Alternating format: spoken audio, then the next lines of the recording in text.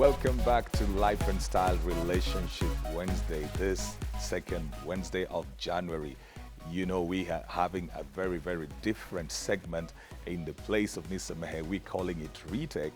And this is the segment within which we get ladies to come in and give their opinion about the things that we were talking with the men about on Monday. We just had a conversation with three gentlemen on Monday talking about what men ought to do or what people ought to do in keeping the sizzle in relationships and marriage. And I want to hear what the ladies have got to say about that. The question on Retake is going to be, do men lag behind? Are men lagging behind when it comes to keeping the sizzle? Or is it something that ladies also are supposed to take the lead in and just make sure that their relationship is working? You know the drill. KTN Life and Style, that is our hashtag.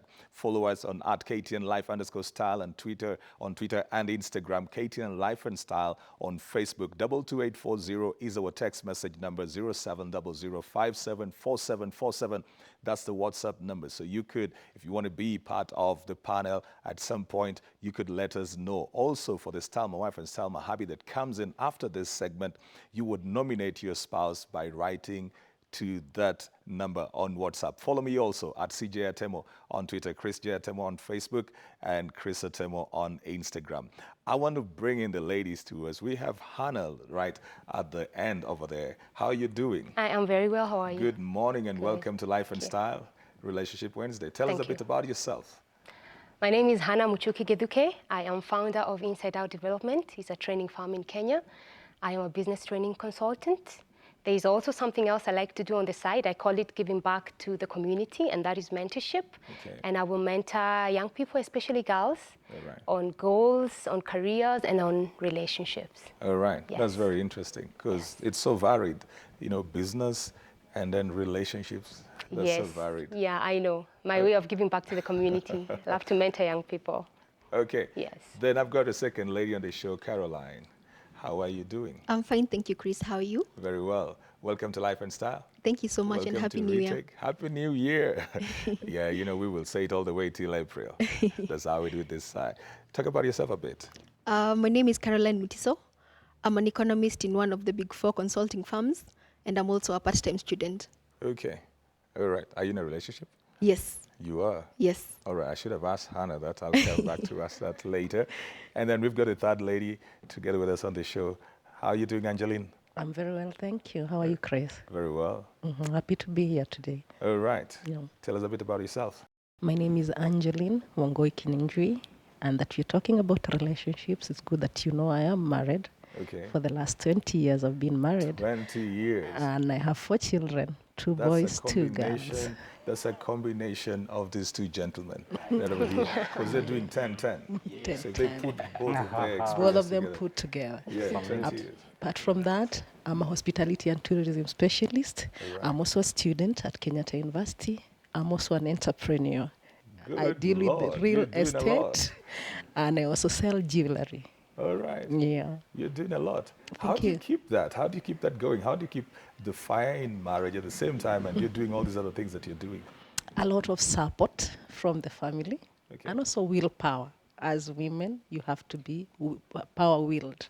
All right. Yeah. So that one part doesn't die off, right? It cannot die out when you have good support from home. Okay. Yeah. And of course, I've got the gentlemen who are with me on Monday, right over there.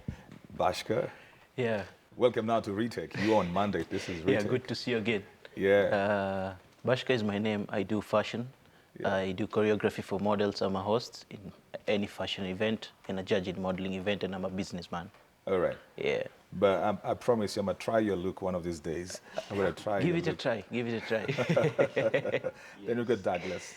Yes. Yeah, welcome to Retake. Thank you. Thank you. Yeah, good to be here with you again. Good to have you, and then good to have Steve. Yes. Ladies, do you think men are lagging behind when it comes to keeping the sizzle in relationships and marriage? I'll go with you, Hannah. I don't know if I would call it lagging behind.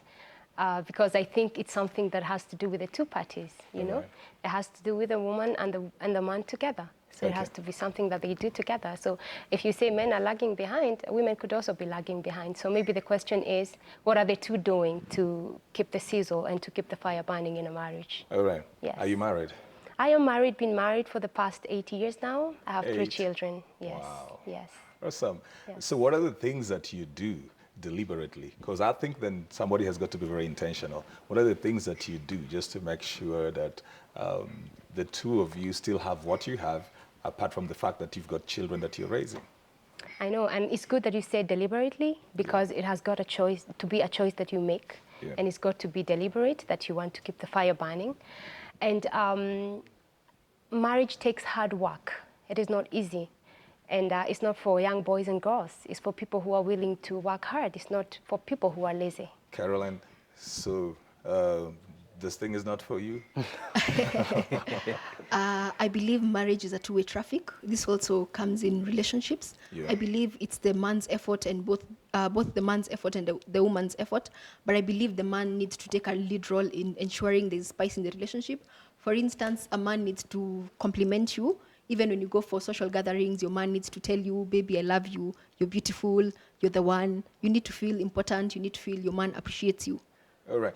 And I want to talk about those expectations. I'll come to Angeline, then I throw it to the men. I want to talk about those expectations. What are some of the expectations that women have that men need to understand that will help them keep the fire going in relationships and marriage? In my opinion, expectations, actually I'll call it expectation, it's just one, that he is there for me. Earlier on, I had them talk about women being takers, and I want to disagree with that. Women give in a lot. I knew it was going to cause trouble. Yeah, thank Yes, you. women give in a lot in relationships for the man himself and even for the children. Children aside now, it's me and him. We give a lot. Women multiply. They say you give her a house, she gives you a home. You give her a seed, she gives you a baby. So we do a lot. But above all that, what you want is this man to be present in my life. When you you would talk about give me present, what do you mean? Is it just physically, or is it that you want to know that you belong? in every matter of the facts. I want him to be there physically. I want him to be there emotionally. I want him to be there for me even psychologically. Because he would provide everything. He would provide a car, maybe a good home. He would do all that. But when I feel that there is a disconnect between me and him, all those other things cease to matter. They don't matter. They don't matter anymore. What I want is him to be there. Let him have time for me. It's our time, baby. I know he's busy. It's a crazy world out there. But can he have some time for me? Can he listen to me? Can he incorporate some of the things I feel that we should do in our marriage? I love what you're talking about the listening, because that always comes up a lot. That women want to be listened to. And sometimes they feel that men are not good listeners. Steve, you're a relationship coach. Yes. Do you face that when you're talking to people, that the perception that men are not good listeners? Okay, the perception that men are not good listeners is not just a perception. Most men, we tend to believe, since we have been tagged and we are actually leaders and expected to lead, we think that we know it all, and therefore, even when she's talking, we already know the end. Therefore, we don't take time to listen exactly so that we get a clear direction on where we're supposed to head. But because we have already assumptions that we know, therefore, we miss out on what is being communicated, and therefore, that brings conflict in marriage. What are the things, and I'm coming to you, Bashka, because I can feel your energy.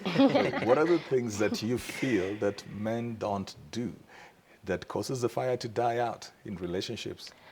I think it's communicating to the inner person, you know. The inner person of the lady? The inner person of the lady, Okay. you know. You could be buying me flowers, you could be taking me out to dinner, but if you're not listening to what I have to say inside, deep inside me. How do I do that? Men, our hands are really tied. Like, I'm thinking, if I'm going to say sorry, I'm going to say sorry with chocolate. I'm thinking you need to know that I said sorry. And thank you very much for the chocolate. I would love the chocolate. But I may even just keep it there and not eat it if I feel like it's not genuine. You know, you're not listening to me with the heart. So how does a man get to do that so that they're not punching into the air? If he really wants to have this relationship with the lady and to make her happy and is committed to the relationship, trust me, he's going to hear even the voice that is coming from inside of her. Paying attention is what I would say. But I think also you need to teach your man how to listen, because and how to read the signs. Yes. Yeah. Because at times women don't talk, they do. So you've got to read the signs. I thought that You was know. men. Yeah. I thought that was Yes. men. Some- Apart from when women are angry. When they Yeah, that's have what I'm given talking up, about. when they have Some- given up sometimes when mostly, they're angry, yeah. mostly And when even- they have given up, that's go when quiet. they stop talking. They stop talking. Now you see actions. Because they're very communicative. They love to be listened to and to be spoken to. And if they've been talking, that's why she was talking about the listening. If she's been talking and I'm not listening, then somewhere along the line, Yeah, she they, goes, they just keep quiet. She goes quiet. But I get your point that we need to know what our expressions mean. Yes. Because I may be doing my best as a man and very genuinely, but then what I'm sending as a message is not what you're getting back as a message. So I get frustrated and you're getting frustrated. Yeah? So you want to say something? Yes, I remember it's important to understand our love languages because each one of us has a love language. You may do something thinking you're expressing love, while to the other one is a disgust. You may think that patting someone and holding her tightly and patting her around here or at the neck is romantic. And another one says, I imagine there's an animal patting on me.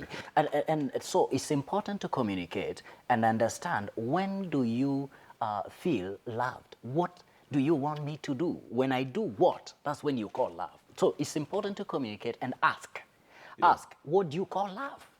And that one brings out the aspect of surprise, because sometimes a man would want to surprise the lady. And surprise himself. And surprise himself.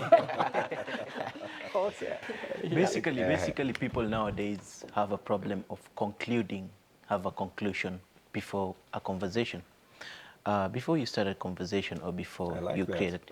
Having the conclusion before the Yeah, conversation. exactly. People nowadays have that mentality of conclusion, and I call that mentality of conclusion a colonial mentality, whereby before you start communicating, the lady already concluded something. You lied, because she was told you lied. You get? So basically about concluding, then creating time for her to talk. You get? Men have a problem in listening. They don't tend to listen a lot. They're like, they get irritated sometimes in the process of listening. They're like, Could it be, Caroline, could it be that sometimes it is the topics that women mostly bring out? When they say, let's talk, it spells danger. That's when you know it's trouble. Yeah, like they don't just get to want to talk. Could that be the thing that is scaring men from listening?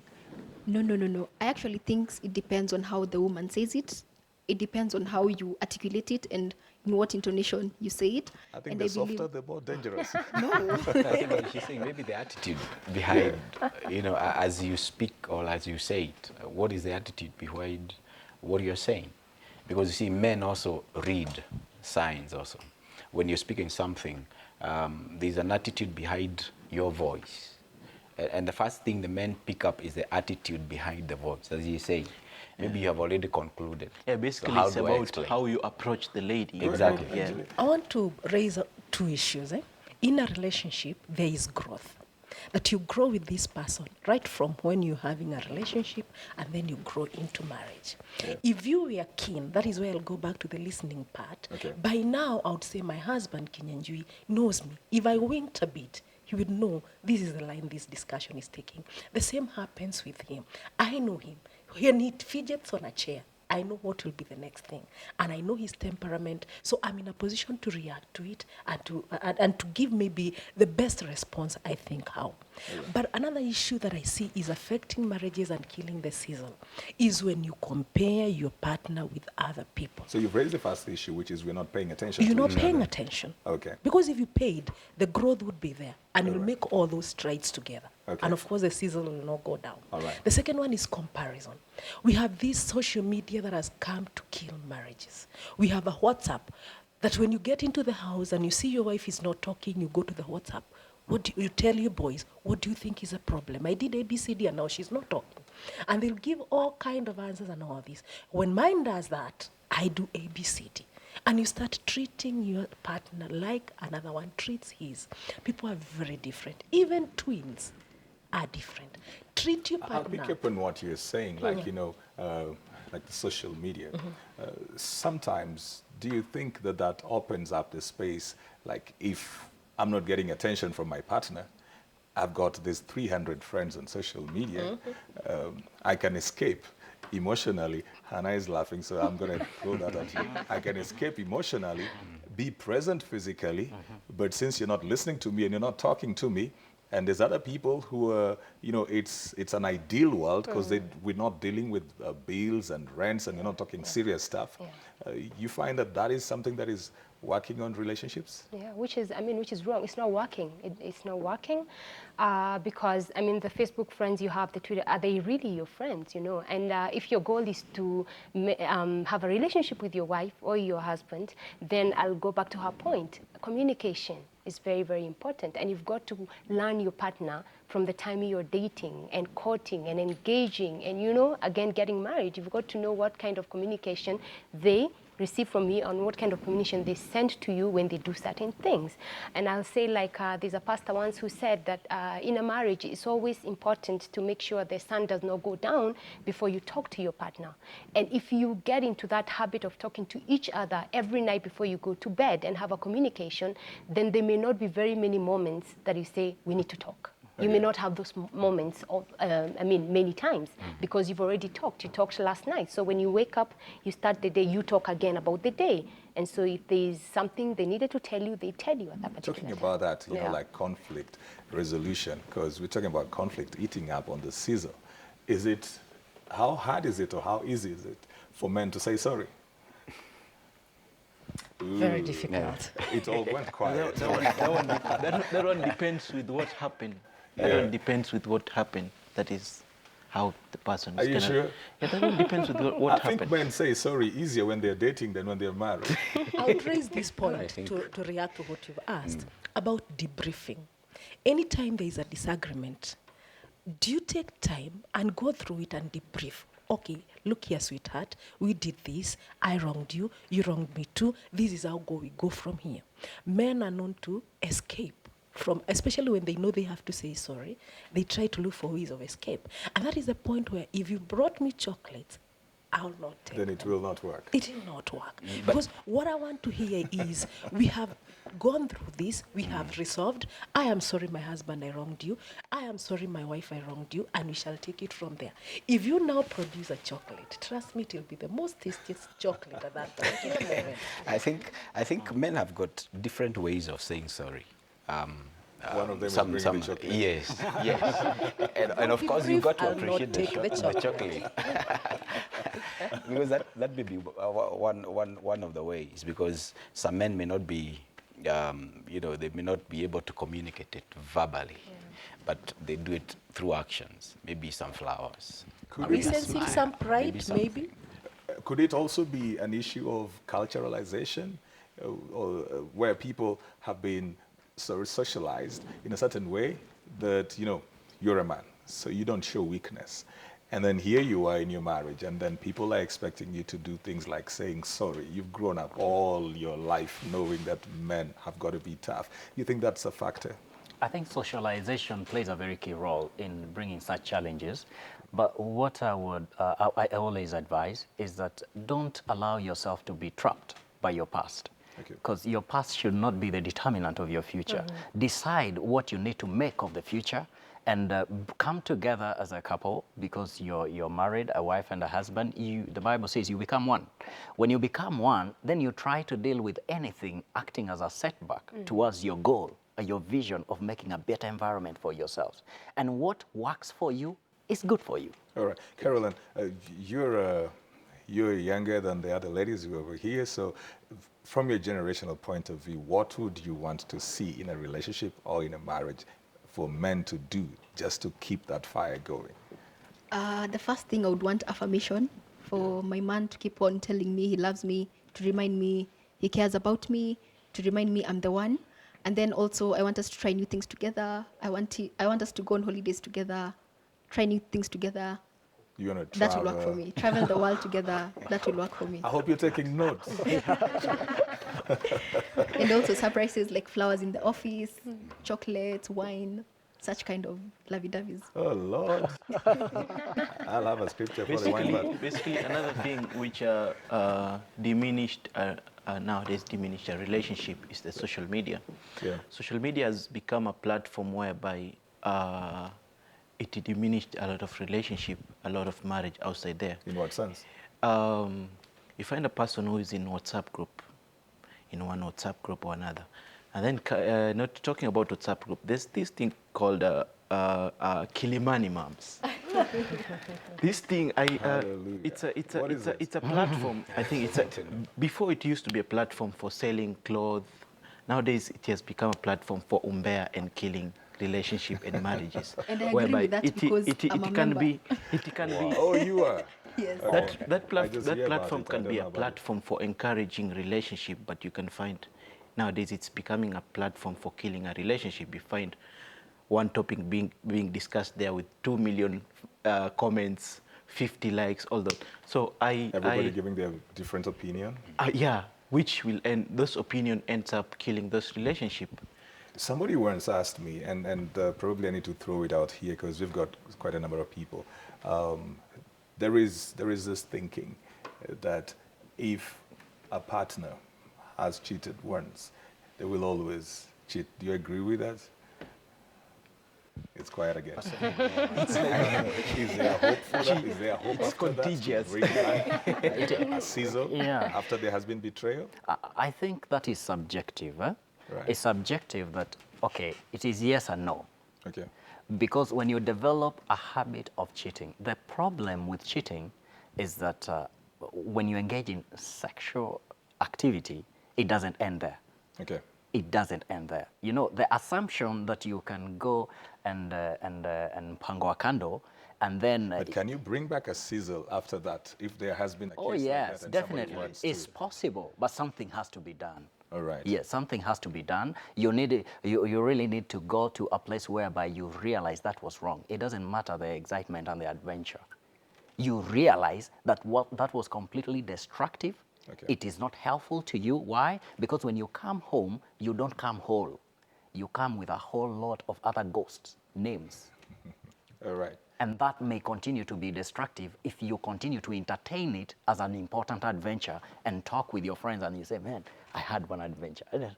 When you cherish it, it continues to be destructive. When it becomes a disgust to you, then you make intentional steps to repent, turn away.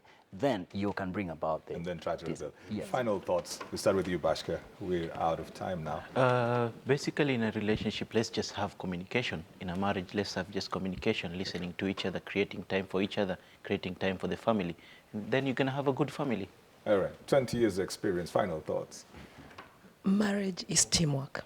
There is no one who wins against who. We are in this together. We are playing towards our opponent, maybe the world, any challenges facing us. If we do it as a team, when we win together. When we fail, we learn from our lessons, we pick up and play again to win. And it is done every day, every time. Okay. Final. Well, I think it's important to become good friends, best of friends. Create time for each other. Get some activities to do together. Pray together. Prayer is also one of the elements of bringing people closer together. Forgive each other. Easily let go of things that have hurt you. Don't dwell in the past.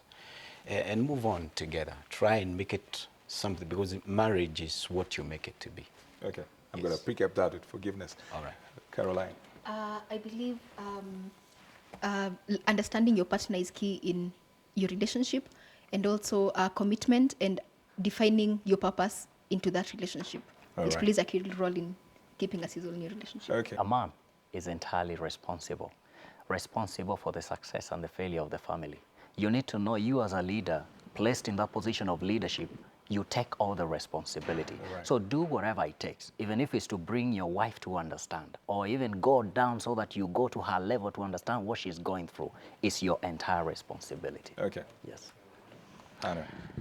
Marriage is a beautiful thing. It's a very, very beautiful thing. And it is the work of the both people to work hard at it and to commit.